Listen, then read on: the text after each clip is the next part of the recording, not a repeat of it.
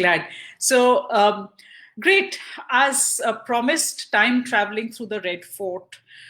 Before I begin, really bad news this morning that there was a fire in a part of the Mina Bazaar, which is in outside the Red Fort, uh, right at the foot of the Jama Masjid. In fact, the area between the a part of the Jama Masjid which faces the Red Fort.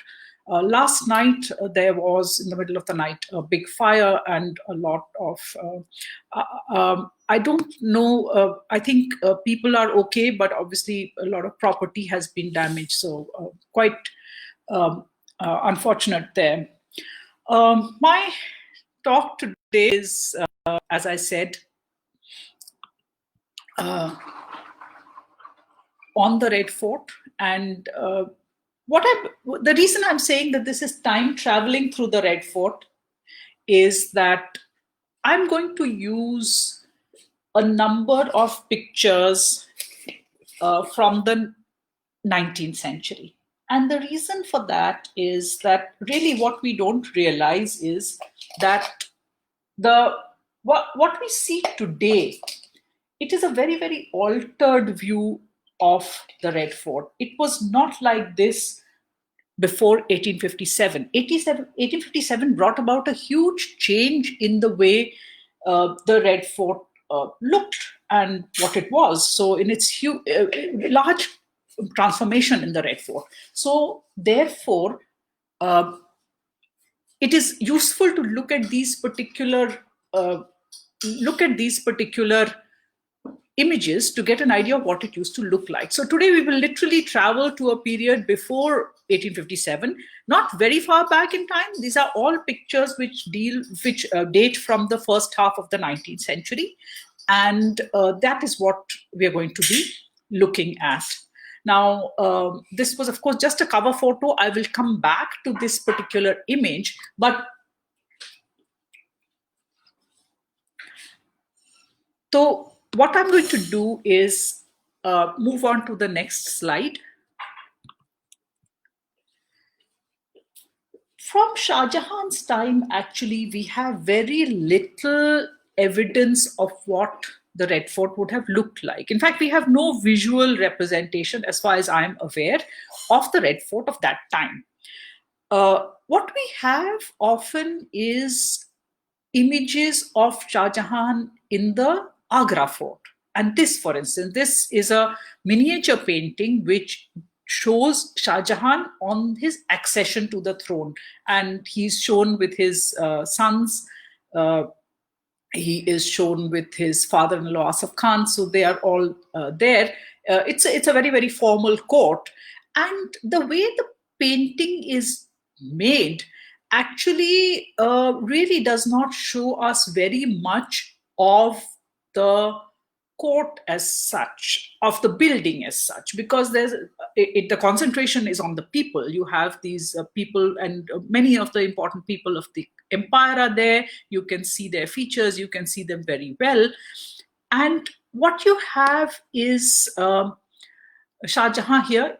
What you can see of the building is actually very little. You can see some pillars over here. He is sitting under a canopy. He's sitting under a canopy. There are pillars which are supporting marble pillars. At the back, there is all that painting or pietra dura. I am not sure what exactly it is supposed to denote, but there are flowers painted on the walls. There are these brackets which are gilded with gold. There's a lot of gold. There are gold railings towards the front of the image. So there are all these things which are to some extent identifiable with actual structures in the fort in Agra, but these are not. These are somewhat stylized images. They don't bring the building to the forefront, and they are not realistic representations of the buildings in the same way as they are realistic depictions of the people there. So that is so much for the Shah Jahan era paintings. Now, what happens in the 19th century is that there is a change in how these buildings come to be depicted in in the image. So, and that is really the impact of what we call company painting. Company painting is, it gets its name from the East India Company, which at this point came to dominate a large part of the country, including, of course, Delhi. And a lot of the painters who used to initially, I mean, the painters were from the employed by the Mughals, the royal family, and also many other states. So there were very talented painters around, and many of them got employment in the East India Company as well, or rather, not employment in the East India Company. They were commissioned by officers, individual officers who were interested, and others to make paintings, and they imbibed a lot of what their clients wanted, the kind of things their clients were familiar with. So there we suddenly have a proliferation of paintings which are really representations of architectural features. So there are buildings that are being shown, the forts, etc. And there had been, of course, European painters who'd been coming to India and making these images also. So there is this dialogue that is happening, and they are being inspired by these European image makers also to make these kind of images. And that brings about sort of change in the kind of stuff they begin to produce. And so you have this Shah Jahan era style, and that gives way to where you can see, where the next image that you see is the Red Fort. And this is the setting of the Red Fort. And I wanted to really show you this because it shows you something that we are, of course, today not familiar with, because where you see the water there in that painting, you have probably seen, you can see the image on your screen now, which is the Red Fort on the right, and on the left is Salimgarh. Salimgarh was, of course, the fortress which was built in the 16th century by Islam Shah Sur, and he had and he built this fort, which is of a grey stone. The painting quite faithfully depicts that. On the right is the Red Fort, which was, of course, built in the 17th century. 1639 construction work begins, and it is finally inaugurated in 1648. Between the two, you can see one branch of the Yamuna. It's not the entire Yamuna. The Yamuna was not that small. Yamuna was pretty large. So the main Yamuna flowed on the other side of Salimgarh, and a branch of the Yamuna flowed between these two forts, and they are, of course, connected with a bridge, which is also shown in the image.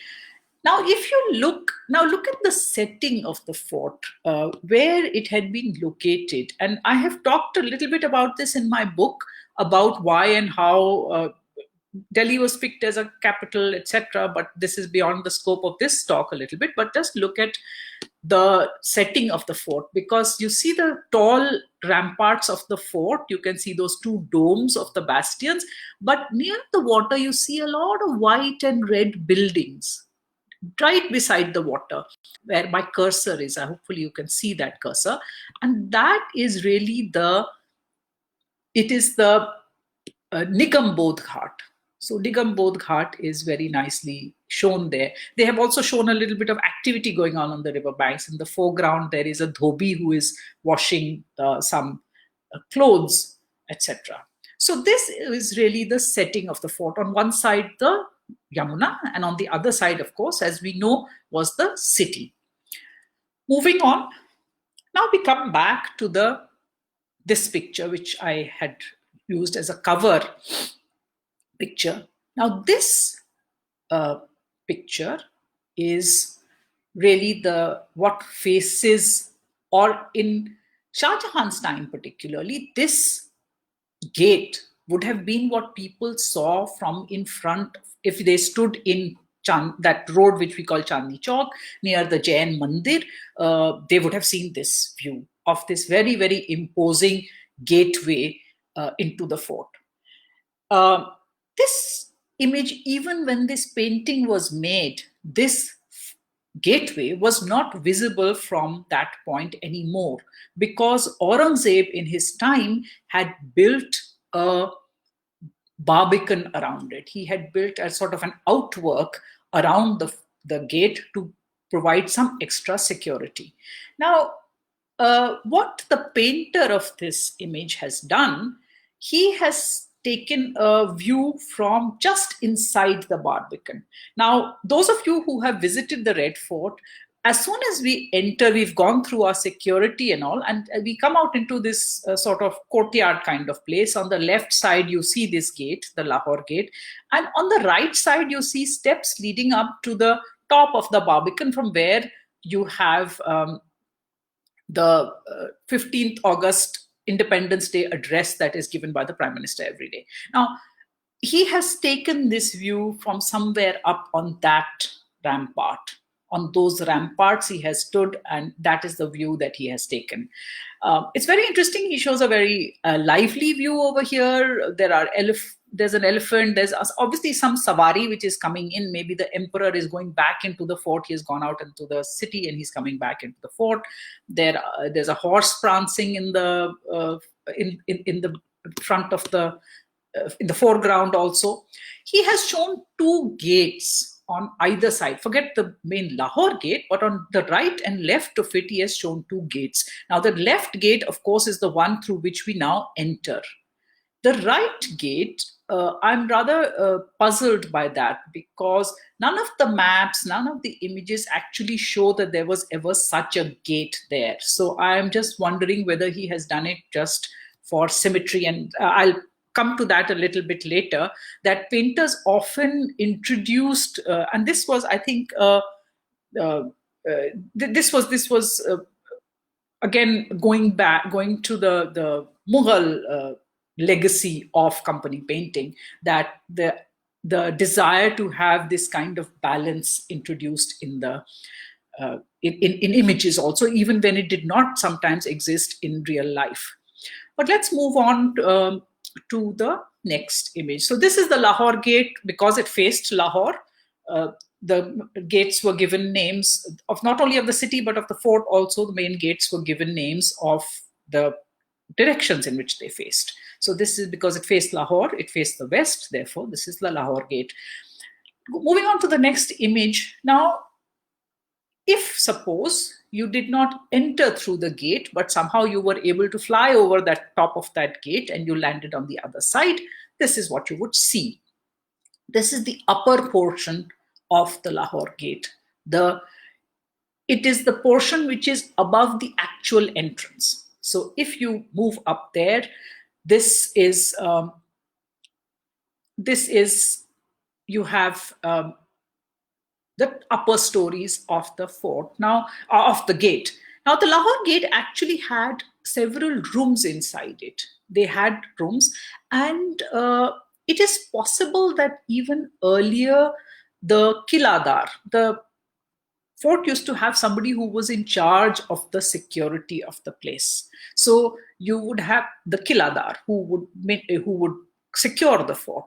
And the Kiladar may have lived here in the older times also, but certainly we know in the company, during the company rule, the Kiladar, who was actually a British official from, I think, about 1810, 1810 onwards, the Kiladar was a British captain, and he was stationed in the fort. And this is where he used to live, in these apartments, in these rooms on top of the Lahore Gate. By the way, these two paintings are by Mazhar Ali Khan. Mazhar Ali Khan was one of the important company painters of this period.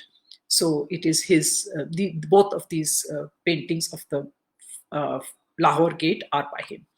Let's move on to the next next painting. Now, suppose you did not fly over the top of the gate, but you entered as people are supposed to enter, through the gateway. And if you entered through the main portal, this is what you would find yourself in. And this is pretty much the place that we find ourselves in these days also. And what is nice is that slowly parts of this have been restored, and a lot of what you see, this is what is called the Chatta Bazaar. Chatta Bazaar, literally Chat Wala Bazaar, the bazaar with a roof. It's a bazaar with a roof. It's a Chatta Bazaar, or also called the Bazaar-e Musaqqaf. It's the painting is by Ghulam Ali Khan, I think, as far as I remember, and it shows the beautiful proportions, of course, red sandstone, and the white is not marble, but it is plaster work. It is plaster work. You can see faint signs of the paintings also, and these are the paintings which have actually been restored, are being maybe whether the work is now completely finished or not, I don't know, but these are what are being now restored. So this shows the Bazaar-e Musaqqaf, and when you entered the Lahore Gate, you went through this, and even during the time of the last Mughal emperors, Akbar II and Bahadur Shah Zafar, this bazaar used to be occupied by people selling fairly high-end goods. So there were sort of jewelers and sellers of costly fabrics and all that. Some of those may have been produced in the royal karkhanas as well, which were still functioning at that point. So this, all the visitors to the fort used to really come through this, most of the visitors, and therefore this was a good place to have this bazaar. This was not for the, mainly not for the inhabitants of the fort. This was for people who were really coming and going from outside. So a lot of that traffic would have been served by this bazaar. Moving on to the next slide. Now we come, again, this is a view from the top. It's a view from the top. You see what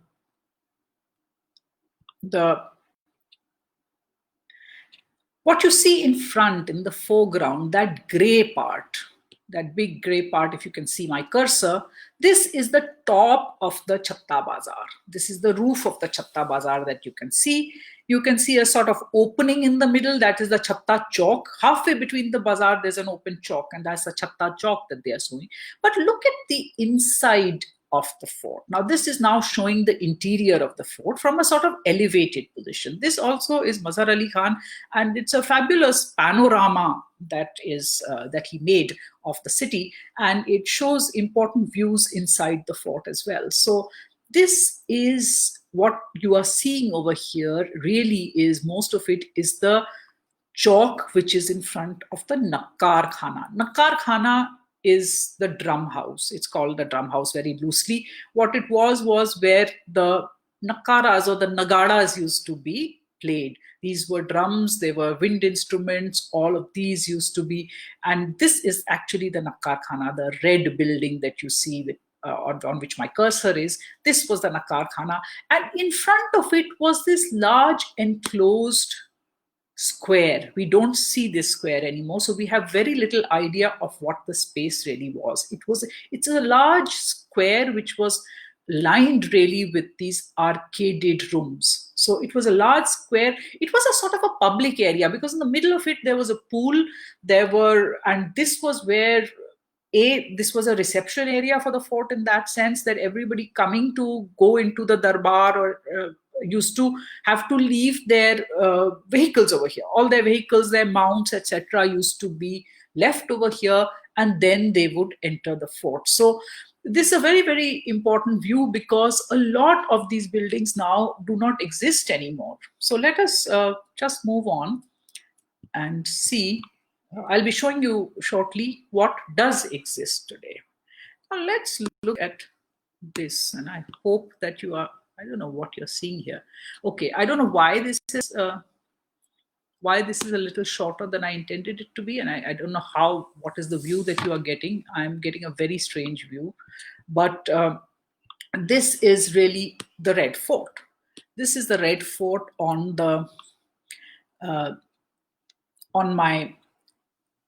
Google Earth today, or I've taken a satellite view.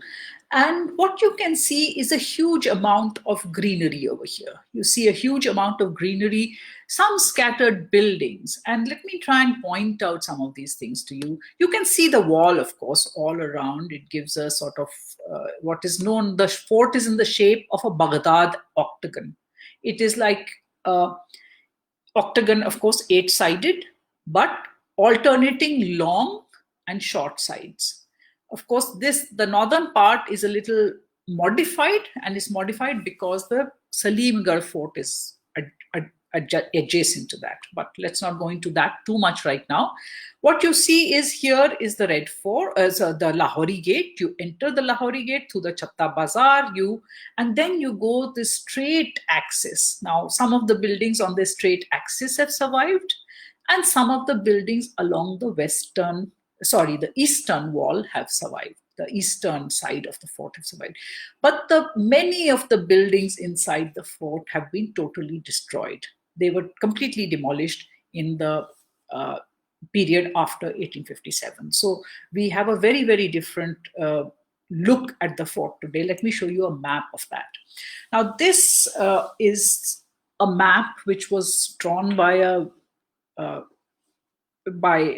Gordon Sanderson. Those who are familiar with the Archaeological Survey of India will know that Gordon Sanderson was a very important figure there in the early 20th century. And he drew this sketch plan of the fort, showing it from the period when it was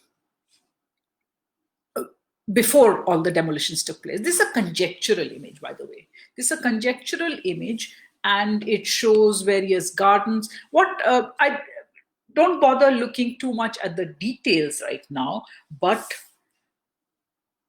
if you look at the basic structure of the fort, it is in the form of various large quadrangles, large courtyards. This first quadrangle is the one which you could see from that aerial view, showing the top, from a top view of the Nakkar Khana Chowk. Then you go through, if you go past the Nakkar Khana, you enter another chowk, and so on and so forth. Many little courtyards and chowks. Many of these have been demolished. So I'd like you to look at, I'm going to give you a basic idea of what were the different parts of the fort. Now, if you look at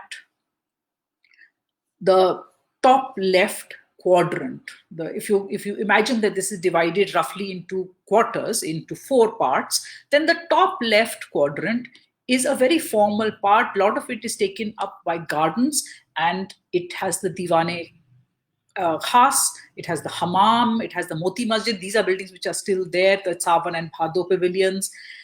A little below that, also part of this quadrant, are things which we know as used to be things like the Khane Samani. These were part of the household, the treasury, not only that, but the kitchens. There were these big kitchens, the Khasa Kalan and Khasa Khurd. These were also over there. So these kitchens were there. Right in the middle, as I said, a lot of the buildings have survived. Nakkar Khana, Diwane, and the Rang Mahal. I'll come to that in a little bit. In the top right corner, this was the top left corner where you had these formal buildings. On the top right corner, again, there were some palaces, particularly beside the river, which was on the top here. Top part you see, this was the area part that was adjoining the river or overlooking the river. And this is where some of the important palaces of the ladies were. And this area in general was occupied by the household of the emperor. And the household of the emperor did not only mean his wives and children, but they also meant a large number of cousins and great uncles and uncles and all those sort of, a very large extended family. It was a huge extended family which actually lived in this fort, and where you had the family, you had a whole lot of staff also. So a lot of the officials and secretaries and the people who worked in the kitchens, because these places had their own kitchens, which were different from these imperial kitchens on the other side.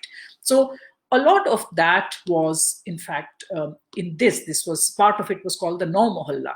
And a lot of construction really had started by this time. Now, on the bottom 2 quadrants in this map, not very much is shown. And these were mostly official quarters. These were actually places where the important officials had their offices, etc. And so a lot of this, it's not shown in this map, but it was there. These were not very grand buildings, but they were certainly important. And by the 19th century, when I'm talking about this particular the area of the company paintings, this part comes to be occupied, particularly that bottom. If you're looking at both of these, actually, they come to be occupied in a large part by many constructions. And because the Mughal family over the centuries had also grown, because as the generations went, there were more and more people. So they had built up a lot of, and they did not have a lot of money. So they had built up a lot of smallish houses, some big, some small, in this area. It will become very crowded. You will. So I'm going to move on from this map. We will be looking at more interesting things. And look at this. Now, this is an aerial, again, it's a view that is made in the 1780s or 90s. It shows the fort from a different perspective. It shows it from the river going towards the Lahore Gate. So in the far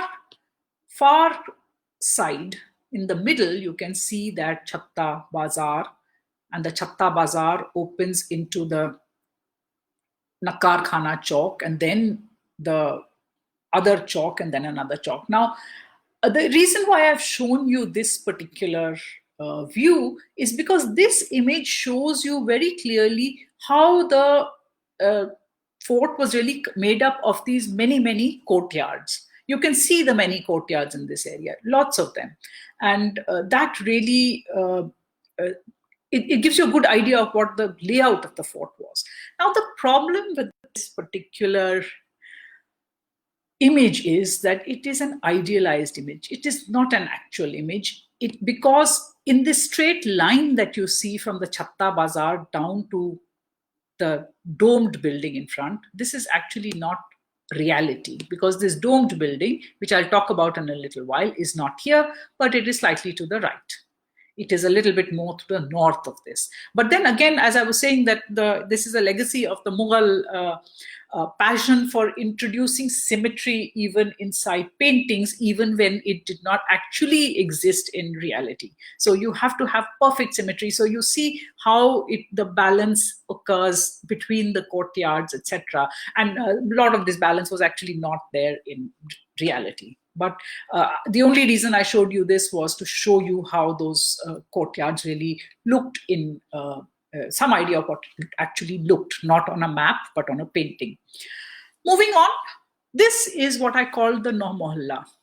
As I showed you, the Nau Mohalla was where, by the 19th century, a lot of construction had taken place. This is again part of the same panorama that Mazhar Ali Khan painted.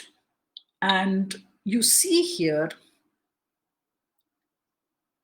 I hope it has come up on your screens. I think it has now.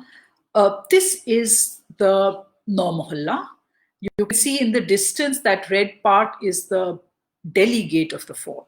Delhi gate of the fort. And look at the fairly dense construction. There are, of course, trees, but there's quite a lot of dense construction that has happened there. That is the Nau Mohalla, which Mazhar Ali Khan painted it, I think, as I said, I'm very bad at dates, but around the 1820s. So by that time, there was quite a lot of construction that had obviously taken place over here. Let's move on to the next one. Now, that, of course, was a side peek at the Nau Mohalla. But if we continue our journey, if we go through the Nakkar Khana, for some reason, I haven't come across a good painting of the Nakkar Khana. And I have to really think about that. But I'd be happy if anybody can give me leads as to if there are company paintings of the Nakkar Khana. But this is the Diwan-e-Khas-o-Aam, which we today call the Diwan-e-Aam. But it was called the Diwan-e-Khas-o-Aam. It's a big court. It's a big court where the Mughal emperors, right from the time of Shah Jahan, had these large, when they held their large general darbars, where a large number of the public and nobles and everybody used to attend, they used to have it in the Diwan-e-Khas-o-Aam. Now, this painting is actually very valuable because a lot has changed since then. Now, if you will look carefully, right in front, you will see a red railing. This was a red sandstone railing, which used to be called the Gulal Badi. The area inside of it was called the Gulal Badi. And this was the area where the people who were not Aam Janta, but of a slightly higher level of attendees of the Darbar used to stand in that inside the Gulal Badi. Outside the Gulal Badi was basically pretty Aam Janta would stand there. And then, as higher you got in the hierarchy, the closer you went to the emperor, who was right at the back over there. We will see a little bit more of that. But you would then be standing on that sandstone platform under those pillars. So you would be standing inside the hall itself. Those of you who have visited the Red Fort will get a good idea of what I'm talking about, because essentially the building is a large pillar hall. It's a large hall, open hall with the roof supported on pillars, and that's where the darbar, where the emperor used to hold the darbar. But the whole area was utilized in front also. So Gulal Badi.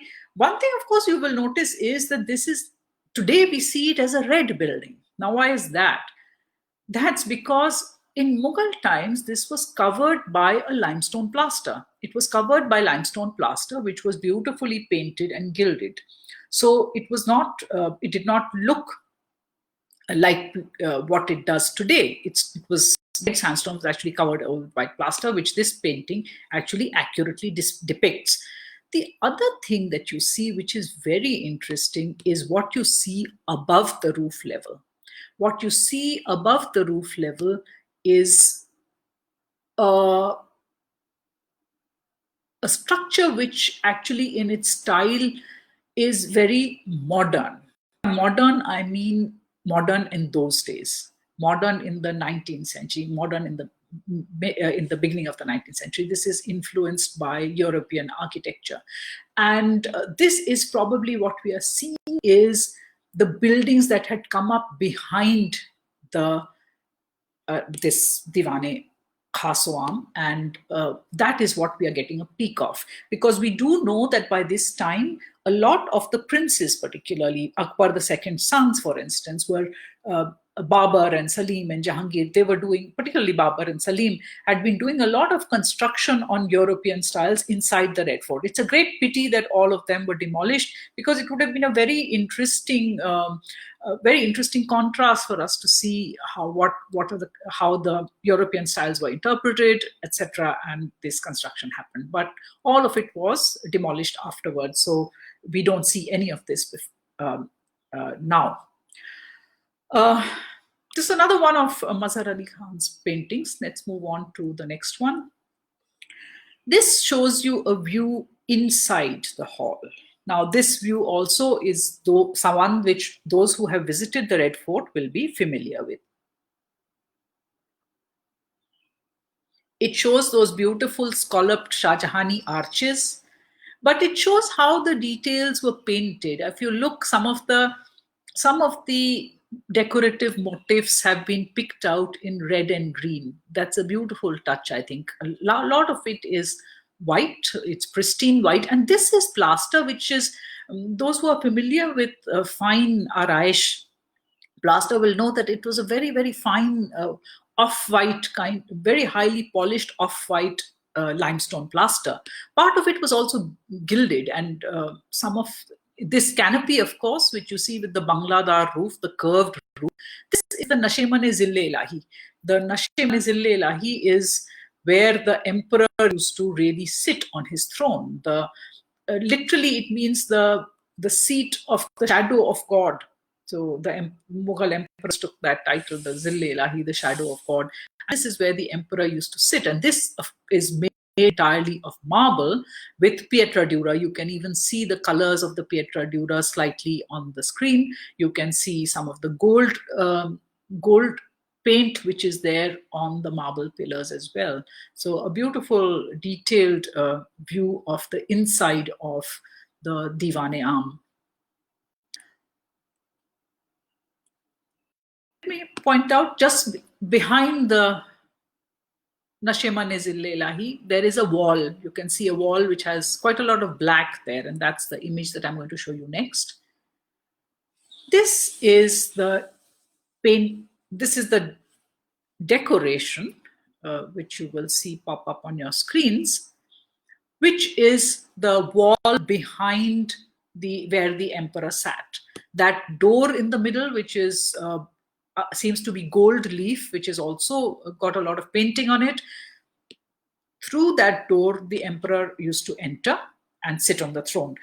What you see are inlaid panels. Now, this unfortunately is a view that we don't see these days, because what has happened is that to protect the throne canopy from mainly from birds, the depredations of birds and dust and all that, they have covered it all with they've fronted it with a glass enclosure, and that has cut down visibility so much that we really don't see this wall at all.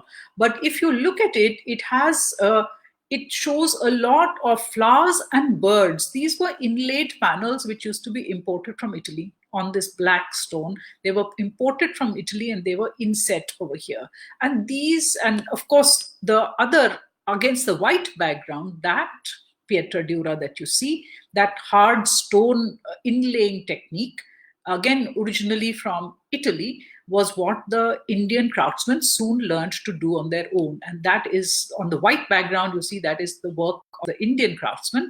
And the black inlaid tiles, the little panels, those are what were imported. They show a lot of birds. Now that, of course, people always say that, Islamic architecture, there are no birds and animals and all that.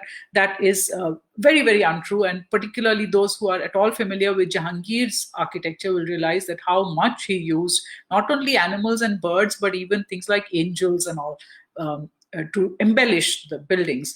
This, and particularly here, these birds have a wider symbolism. These birds, they symbolize, they are used to transform the Nashe-man-e-Zille-Ilahi, the Mughal emperor's throne, into the throne of Solomon. Now, in the worldview of the Mughal, Solomon, or Suleiman, is a very important historic and mythical king, historic and mythical. Because he has this, and he's projected as an ideal ruler and as an ideal just ruler and a powerful ruler. And he is often, in the imagery, he is depicted as being surrounded by birds and beasts, and his throne is being seen as surrounded by birds and beasts. So this was the kind of imagery that even in the architecture they were trying to replicate it. So you see a lot of the birds shown on this particular wall. Moving on. Now, the emperor, when he went through that gold-covered door, he would enter into another courtyard, a large courtyard, which was the courtyard which was in front of the Rang Mahal or Imtiaz Mahal. It is probably originally called Imtiaz Mahal, but soon began to be known as Rang Mahal also.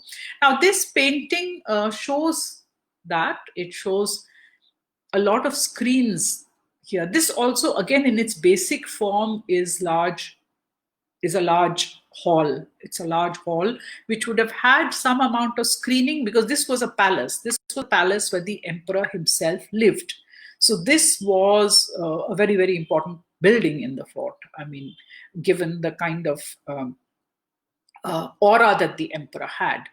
And this is the courtyard in which Sir Syed Ahmad Khan, who wrote a book on the buildings of Delhi in 1847, he mentioned that by the time he was writing the book, a lot of buildings, this is a very large courtyard, a lot of buildings had been built in this. And this is the courtyard in which probably that European style structure, which you could see the top of from behind the Diwane arm, was probably located in this only. But this particular building is the Imtiaz Mahal. A lot of these little extensions that you see in front, these have now disappeared. There is the marble basin that you see in the center. That is still there, but here, of course, the level is very, very different. Look at the domes. there were domes, and the domes were gilded also. So you can see that some of these things have now gone. Now, this particular palace, the Imtiaz Mahal, actually overlooked the river. And if you look at the view of the fort from the riverside, you realize how the river was a very important aspect of the fort, because all these palaces, the important palaces of the emperor and others, used to actually overlook the river. There was a big sand bank, the Reti, and a lot of activities used to happen on this sandbank. There were melas, there were kite flying, elephant fights, all sorts of things happening on this sandbank, which separated that branch of the Yamuna from the Red Fort. On this side, the walls were not high, so they did not cover all these buildings. These buildings were visible from that part of the river. So, in fact, providing security to this side was also a very important concern that people used to keep having, that because the Mughal family lived over here. So this had to be well patrolled and secured at all times. Not much to say at this point. Let's just go in. I'm sorry, I'm not giving a blow-by-blow account of all the buildings in the fort. The reason being that would take it that would take much too long, and I'm concentrating on the pictures that we have. So on that basis alone. Now, this is another painting that we have of the interior of the Imtiaz Mahal, the Rang Mahal, and it shows a pool. The perspective is a little odd, but this pool is actually sunken into the floor. The interesting thing, of course, of the Red Fort is that it has this stream of water, the Nehre Behisht, running through the buildings themselves. So you have this channel of water running through the middle, and right in the center there is this beautiful pool which had this sort of a cup-like flower in the middle also. You can see here, this building, the walls are all plaster. They are beautifully plastered and painted. Some of that plaster and paint has still survived, but not very much. And you can see some of it here. The pool, of course, there is some inlay work here as well. Let's move on to the next slide. Those windows that you see in the far side, those are the windows that overlooked the water, which you were seeing from the other side on the previous painting, the riverside view.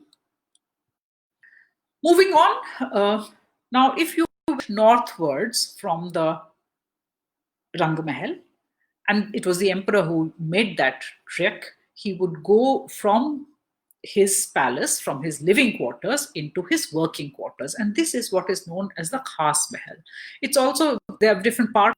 They are called the Tasbih Khana, the Khwabgah, the Jharokhai, Darshan, etc. This is this building, Khas Mahal, and it's very, very important.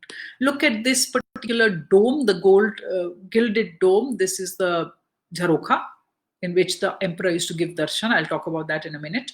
But this is really where the emperor, he was not always sitting in the darbar. When he was talking to his ministers, when he was, I suppose he dealt with correspondence, with policy issues, etc., and the heyday of empire, this is where he would sit.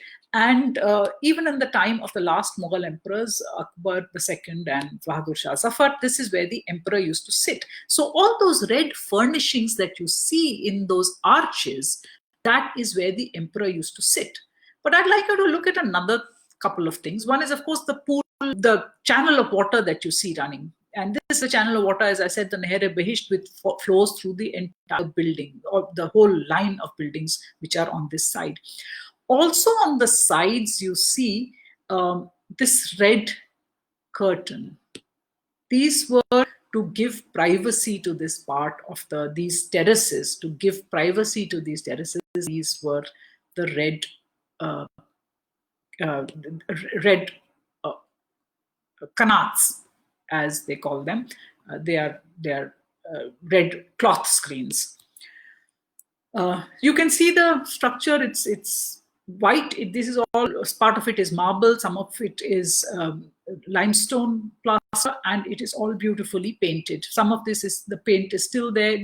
It's one of the most beautiful buildings in the Red Fort, and it's really difficult to pick which are the most beautiful buildings, but this is really good. Moving on, this is a closer view of that seat in which the emperor used to sit, and this is from the period of Akbar II, I think, yes. And so you see the scales of justice over there above the emperor's head would be the scales of justice. You see that beautiful jali which is still there, or rather it has been restored lately, I believe, though I haven't seen the restored bit, but all beautifully gilded. And look at the furnishings. This is the gaddi, the masnad on which the emperor used to recline. There are, of course, carpets on the floor also, but this was a sort of seat on which the emperor used to sit while he was talking to his ministers. And remember, the ministers did not get to sit. Nobody sat in the presence of the emperor. They would have all have stood all the time. So they all stood while he sat over here. Let's move on to the next. This is a painting which shows the emperor, and it shows him, and I think that is Mirza Fakhru on one. This is Bahadur Shah. This is Bahadur Shah with two of his sons. I'm not sure exactly who they are. This is at a time when he was slightly younger. You see his beard and all are all black. So these are from his younger days. I'm not sure, it may be Mirza Fakhru, it's probably Mirza Fakhru, the prince who is standing on the left side, not his left side, but towards our left, on the right of the emperor. And, you have an attendant. But this is to give you an idea of how the emperor would have been placed with respect to that particular screen at the back. Though this does not show him on that particular kind of seat, but it was like a chair that he is shown sitting on in this one. Let us move on to the next one. This is a painting which is not a company era painting. This is not a company painting. This is a late sort of post, one of those regional paintings. And I think it's from the Deccan. But it shows Aurangzeb seated in the Jharukha. The only reason I wanted to show this was just to show how the Jharukha, as it was attached to this Khas Mahal, how the emperor used to actually sit there. This is all very conjectural because Aurangzeb did not believe in giving this Jharukha darshan to his subjects. So he would rarely have sat, or he may sit there just to enjoy the breeze, but I very much doubt it anyway. And he did not spend, when he was older, he did not really spend very much time in Delhi at all. So again, very, very conjectural. So let's move on. This is now going from, if you proceeded from the Khas Mahal, further northwards, you came to the Diwan-e Khas. Now, Diwan-e Khas, as the name suggests, is a more exclusive court. It is where the emperor has more exclusive darbars. Some ambassador is coming, some important dignitaries. He used to have darbars here.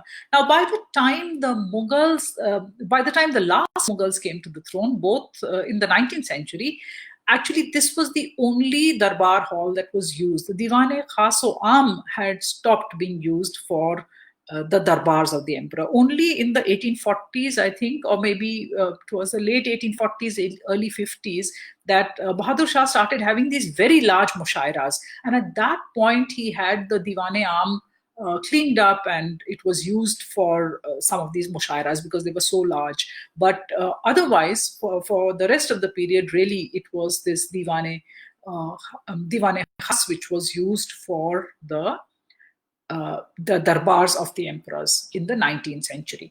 Now, here, if you see, you can see the building kind of like we see it today, with like jutting out of, you can see it from a distance. You'll see this whole elevation, as they call it, this is the view that you see. Now, the next painting that I'm going to show you looks very, very, in some ways, quite different from this. And this painting actually shows how for much of the time the Diwane Khas would look, because it shows all the awnings, the red awnings and the red curtains.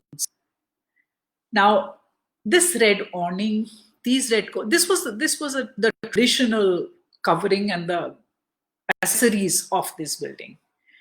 And by the time we came to the early 19th century, these were in very, very bad shape. They were in a very bad condition. They had frayed and got torn. And remember, by the late 18th century, there had been a lot of disruption in the Mughal empire, and even at Delhi, there had been a lot of civil war. There had been looting, etc. And these things were really not a high priority in those days, and they were in very poor condition. And Akbar II, when he entered into some correspondence with the British government on various matters, which I will not go into just now, but one of the demands he made was that the furnishings, these pardas, in fact, part of this furnishing was a curtain, which you don't see over here because it would be in the foreground. It would be, if you were standing and looking at this view, it would be behind you, was something called the Lal Parda. Lal Parda was where a person who was formally coming to attend the darbar would actually enter the court of the Diwane Am at that Diwane Khas at that point, and he would make his 3 bows and etc. before proceeding further. So there were different levels of the Lal Parda also. There was a big Lal Parda over here, which was behind you, but there was a minor one which was also at the Khas Mahal. So these furnishings, then the British government in the 1810s had new ones made and presented to the emperor. And these paintings, these furnishings that you see in this painting are from that period. Of course, once again 1857, everything was completely destroyed. So that is another matter. None of this seems to have survived, if at all, I don't know. But so this is what it looks like. You have a lot of awning, etc. for shades. You have canals for privacy. That's what the buildings look like. They did not look like they look today. Moving to the next image. And the next image is the interior of the Diwane Khas, sorry. The interior of the Diwane Khas. And if you look at this image, you will see, of course, in the distance, you see a view of the Khas Mahal. You can, very distinct, you can see the view of the Khas Mahal in the distance, which has the scales of justice that can be seen. But if you look inside of the court, which is the Diwane Khas, you will see, first of all, the carpet, beautifully patterned carpet. All the walls are beautifully gilded. There are those Pietradura panels with flowers, but the top is all beautifully painted in gold. Now, this it's very stunning because we don't see it like this. All the paint is gone. But on either side, there are these 2 verses. Agar Firdaus bar ruhe zameen ast, hameenast to hameenast to hameenast. So if there is a paradise on earth, it is here, it is here, it is here. These verses are inscribed on those 2 panels. Those verses are still there, but they can't be seen very well. First of all, because you can't enter the hall, and secondly, because they have become the gold covering on that, the gold, they were gilded, and that gold has now worn off, so you don't see it anymore. But it's interesting to know, by this time when this painting was being made, probably the court was already quite damaged because of the looting and all that had happened in the previous decades. A lot of this gold had probably disappeared by then, but I think the painter was taking a bit of a liberty to try and depict it in its original glory. So this is the Diwane Khas, and this is the peacock throne.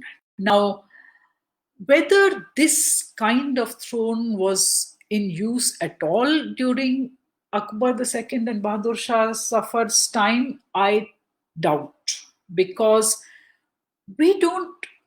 They of course had several takhte houses. I'm not saying that this is the original one which Nadir Shah took. That of course, he took away. When Nadir Shah invaded in 1739, he carried away the famous Takht-e-Taus, the peacock throne, which had been commissioned by Shah Jahan, jewel encrusted, extremely fabulous, fabulously rich. And that was, of course, taken away. But there were many other Takht-e-Taus wannabes also, and they were around because, and the reason I'm saying is that I don't think it was really in use much at this. There was, because when the revolt of 1857 happened, we are told that the silver throne, which had been lying in a dusty room somewhere, was taken out and it was dusted and it was put there, and Bahadur Shah sat on that throne. So maybe for quite a while he was not sitting on a very elaborate throne.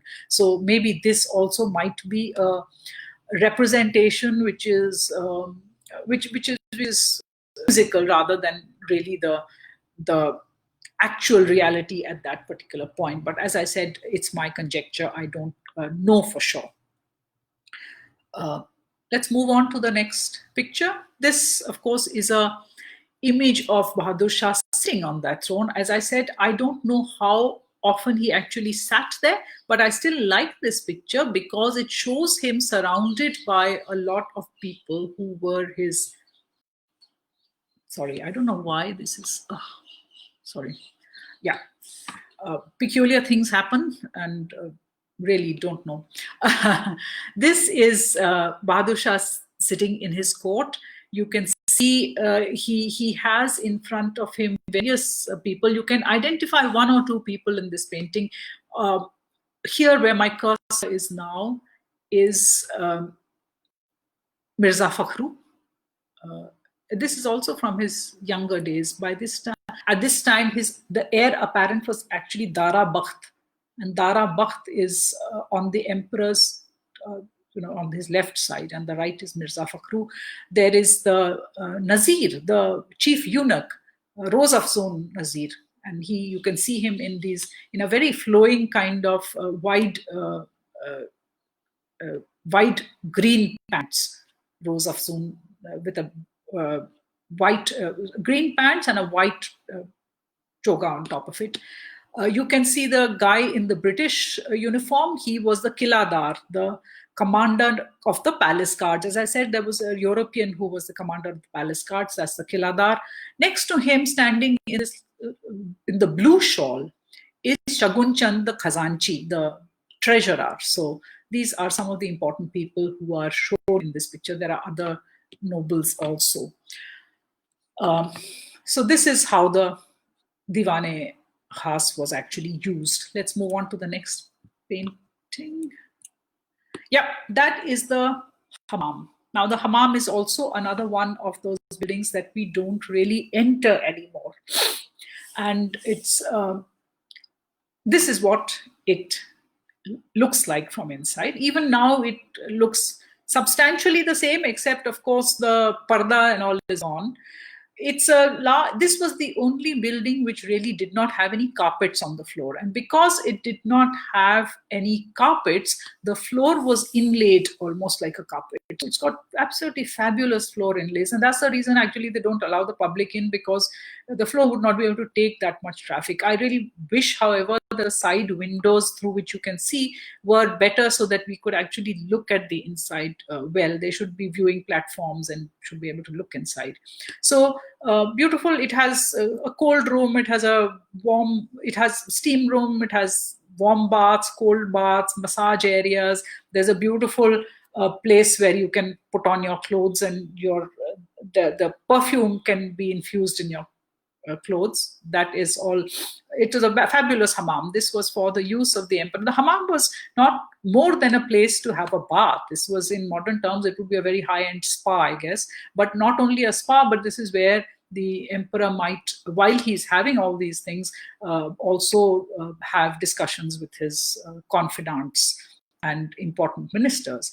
On the top, you see a sort of a skylight in the middle of the roof. That was where, because a room like this would get very steamy, so it needed that ventilation for the steam to and moisture to escape. So it had that opening at the top, which is of course covered in glass, but it could be opened so that the steam could go out. The next image is also of the hammam, another view. in this image, you can see all those inlays and all the beautiful ceiling. And you can also see one window which has glass in it. So these glass panes in the windows you can see. I hope that has come up. Yeah. So glass panes on the windows also are visible. So that is a interesting part, another different view of this particular hammam. Next to the hammam, of course, is the Moti Masjid. This is another building that we don't really get to see much. This had been added by Aurangzeb. It was during Aurangzeb's time that the Moti Masjid was added. This Moti Masjid, as you see it in the image, has lovely golden domes. Now this was destroyed. These domes were very, very badly damaged in the revolt of 1857, because this part of the fort, the northern part of the fort, used to get a lot of the bombardment which used to come from the British side, from outside the walls. So many of these cannon shot and all used to fall over here and cause a lot of damage. All these gilding was gone, and therefore the domes were later rebuilt, and they are now completely white, just built out of marble. It's a beautiful building, you can see, and a lot of the detailed carving, the low relief carving, is suggested in this painting, again by Mazhar Ali Khan. The other painters who have been showing pictures of here is Ghulam Ali Khan, but most of these are from Mazhar Ali Khan. This is, moving on to the garden, one of the pavilions. And I'm sorry, I'm not describing the fort in detail, because you'll have to look for that elsewhere. I'm concentrating on what the images show us. This is one of the pavilions. The two identical pavilions are Sawan and Bhadon. This is Bhadon, of course. And you can see how beautifully it was surrounded by trees. You can see the trees around. You can see the pool in the middle of the floor. This is a beautiful, because the Lahore Gate, of course, went through the garden as well and through these pavilions. You see the pool in the middle. You see these beautiful pillars. These pillars were supposed to, in Mughal architecture, and particularly by the time you come to Shah Jahan, you have this evolution of these pillars, which suggest cypress trees. And you can see how beautiful this is. All, of course, in white marble, which is still there, and some pietra dura embellishment on the sides. Between the Sawan and Bhado pavilions, which are like mirror images of each other, which are on opposite sides of the Hayat Baksh Bagh. It's a large square garden, and on two opposite these mirror images of two pavilions. In the middle of that, there was a pool of water, and in this middle of this pool of water, Bahadur Shah built another pavilion. It's called Zafar Mahal. I'm not a fan of this building, really. It's not a very edifying building, and it unfortunately breaks up that the view of which you have from one pavilion to the other. You should be able to, from one pavilion, you should be able to see the other, and this kind of falls right in the middle and cuts off that view. But again, look at the large number of trees that you can see in this picture. These gardens of the Mughals were inside the fort were very, very valuable, because they had all sorts of exotic plants also. In fact, the Mughals used to often experiment with European plants too, and they were given to them. They used to request that they should be sent from Calcutta and elsewhere so that they could be experimented with. So they would come from everywhere and they would experiment. Moving on, another part of this garden, in one corner, on the northeastern corner, is what is called the Shah Burj. Shah Burj is literally this, actually Burj is a tower or a bastion, and this domed building, Shah Burj, in one corner, and in front of it is a pavilion through which the Nehre Behisht used to really flow from. The Shah Burj was very important for the hydraulics of the fort. This is where the water initially used to be pumped up from the Yamuna in the olden days, but once the Yamuna really changed its course and very little water started coming from there, then they also introduced water from the canal which used to flow down to Chandni Chowk, as I said, beyond the scope of the little bit. But this was where, and there was an elaborate mechanism with valves and things which used to distribute the water, pump it up, and then distribute it through the rest of the building. So this is the pavilion and the Shah Burj. Now the dome of the Shah Burj was completely smashed during the revolt of 1857 from the bombardment which came from outside, but and therefore it does not exist anymore. So you actually have this, if you see three levels, you see the red sandstone level and you see one white level over there, but the top dome is now completely non-existent.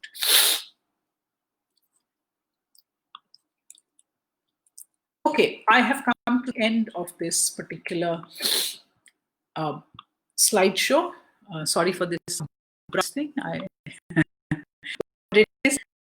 So that brings to an end this little look through some of the paintings of the 19th century, the first half of the 19th century, of what some of these buildings which we see today would have looked like at that time. Now, I'm sorry that I have not if I talked about the fort comprehensively, it would have taken me, it would have taken hours really. So just limited, but I would definitely be answering your questions. I'm going to start looking at them. Rohan, you are asking, are any ancient buildings extant on the Nigambodh Ghat? Most of them have been really rebuilt and redone. There was the Nili Chhatri one, that Nili Chhatri temple also is there, but it has all again been modernized. A lot of rebuilding and modernization happens, and therefore you don't have a lot of the older buildings. And you know, the ghats had become a little irrelevant because it's just the river moved, so they stopped functioning as ghats.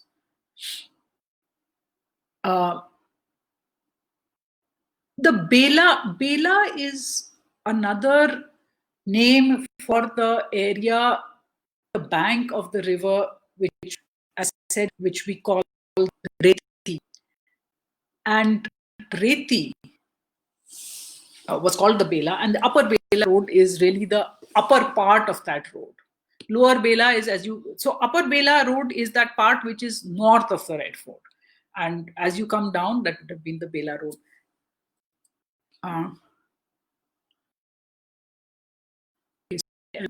Just to really figure out what is the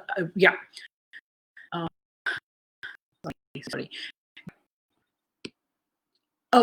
Rohan, Baghdad Octagon, really it's an octagon with alternating long and short sides. That's simply what it is. And a lot of things are Baghdad octagons. Look at the footprint of Humayun's tomb, for instance. That also is a Baghdad octagon. Yes, there is a very important tradition which says that the Nili Chhatri Mandir was the original part of Yudhishthir's connection to the Ghat. As I said, can't go into all of this at this point, but I have mentioned some of this in Chandni Chowk, that book. The barracks that we now see inside the fort, yes, they are, a lot of them occupy the parts which were, there are an important set of 4 barracks which are in what used to be the Mehtab Bagh of the fort and part of the Baksh Bagh.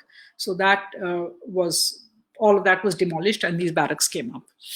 But that was second half of the 19th century.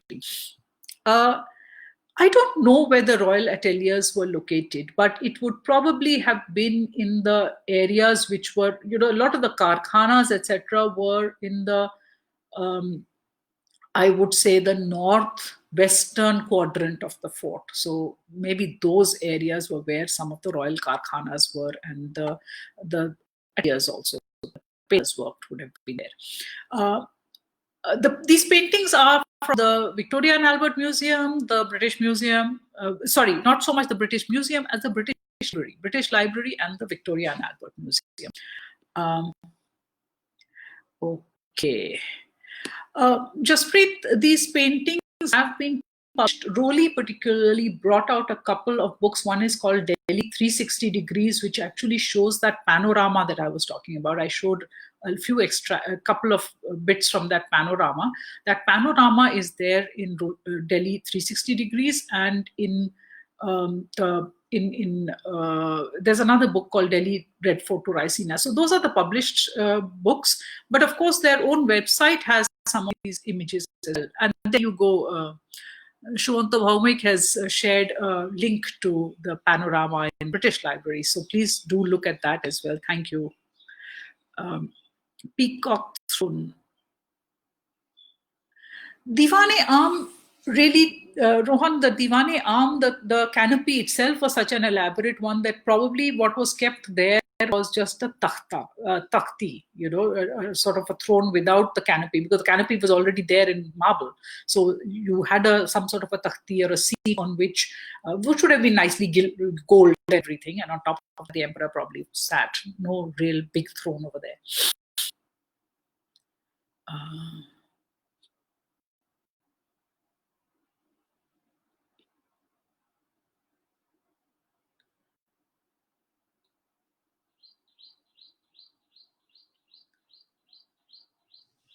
Thank you, Shahidul Chaudhary.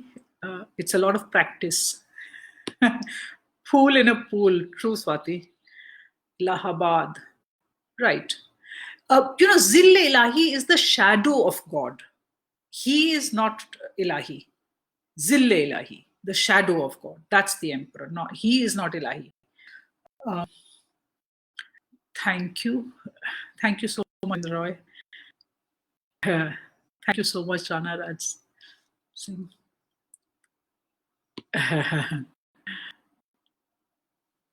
Thank you, Jen.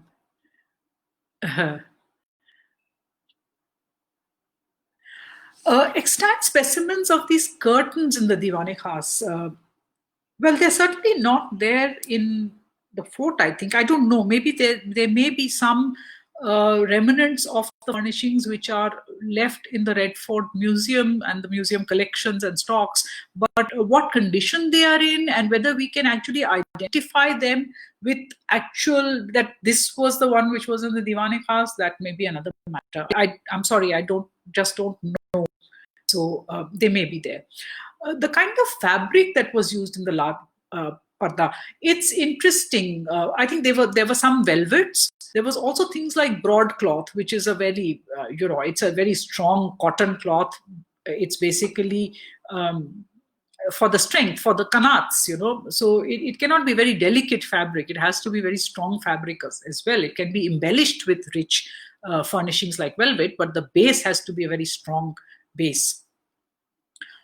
Mahalakshmi, I think, yes, red was probably chosen for that, and that was probably the traditional material. So when they were told that these things have to be made, the British were told that it should be on the pattern of what had already existed in the fort. So that was actually probably followed quite closely.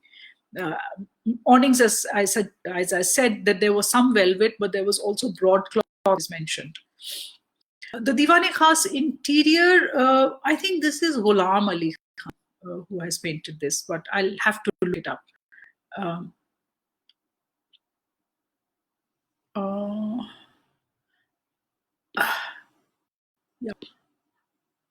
Pankha on top of the crown.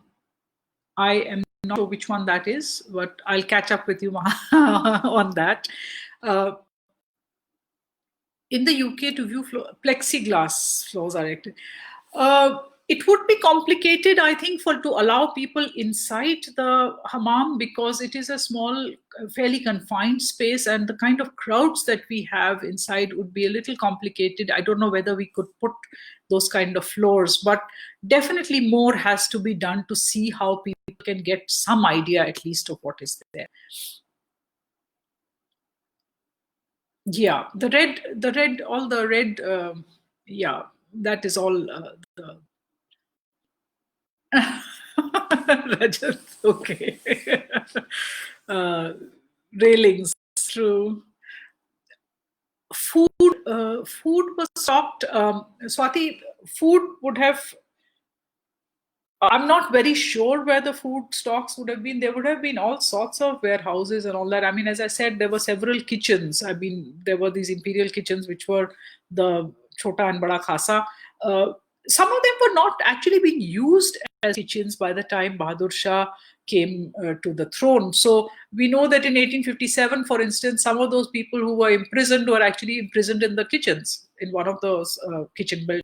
So a lot of these, though their traditional names continued, some of the uses had also changed because Shahburj image of the water lifting mechanism is not there. I think you can see a small pulley or something in the corner of that image. You can go back to this video and have a look there. But I can't really say, because even when Sayyid Ahmad Khan was writing in 1847, I think he was at that time also saying that because the water, those have become redundant because the water does not come in that particular way anymore. And I think when they restored the water, they didn't bring them through the buildings. They only restored the water in the gardens. So by that time it had gone. And probably the painters, in any case, there is only an image which I have not included here of a beautifully inlaid jade green pool there, a very shallow pool. So it's a very decorative thing, but that's not the mechanism at all. So what the mechanisms were, we really have no idea, apart from the very vague description of Sayyid Ahmad Khan. Thank you, Tikuli. I'm glad you liked that.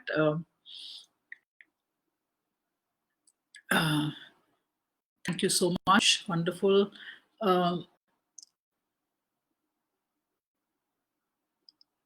Next to the Shah Burj, the British built a cafe. Yes, a lot of the princes' palaces were in this area, which they demolished and then built a cafe.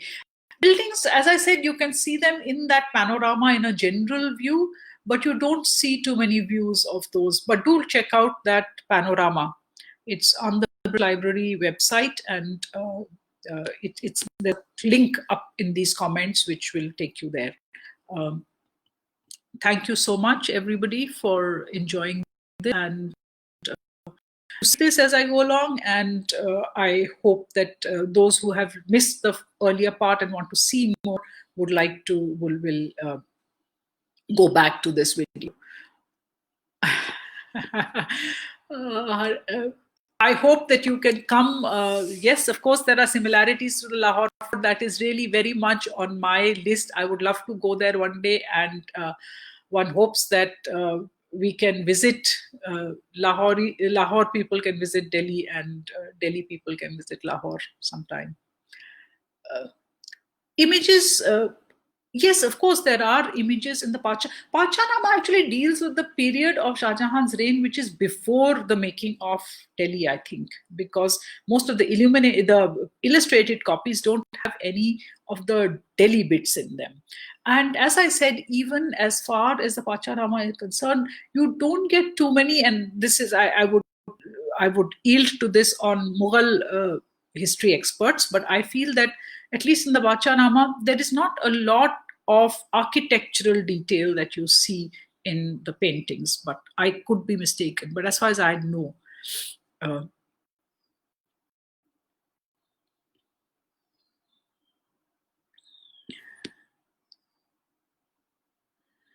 I think curtains were used rather than wood, because it was just more, I think, practical. You can quickly roll up a curtain, and then you have, in Delhi, sometimes the weather is just right and you want to feel the breeze. You just roll up the curtain or take down the awning, roll it up, and there you have the breeze coming in. If there were something like more permanent partitions or wooden partitions, it would have been a little bit more complicated to do that. I guess that may be the reason.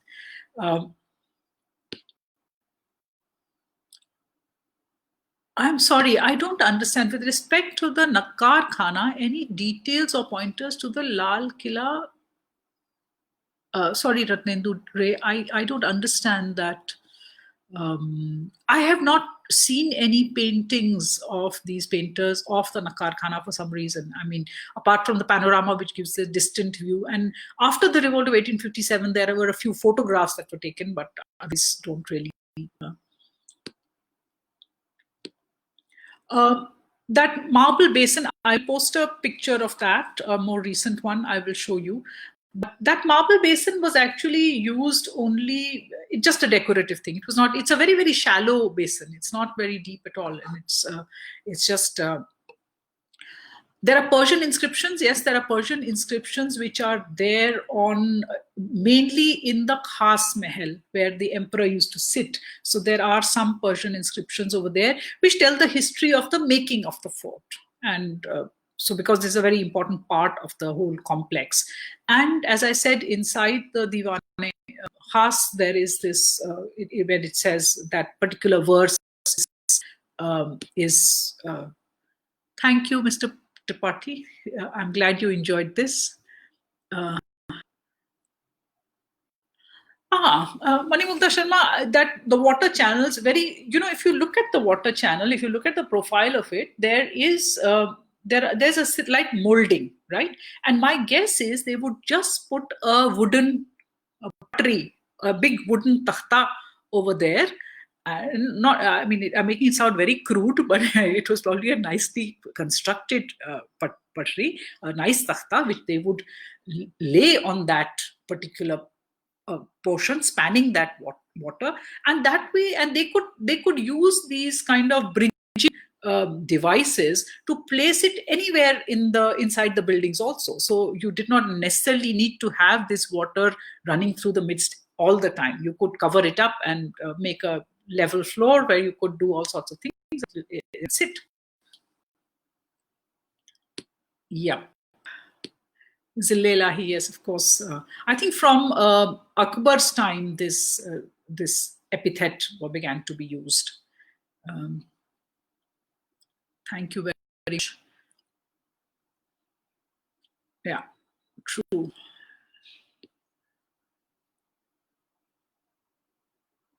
I will keep trying to. The tune played there specifically, the music of the Nakar Khana is particularly Ratnindure. I think that is what you are asking of. I don't know, to be very frank. I don't know. So that is something for somebody else to really think of. So thank you very much for listening patiently and for all your or all your appreciative comments. I will end this video now. I will save it and have a good rest of the evening. Thank you very much and bye-bye.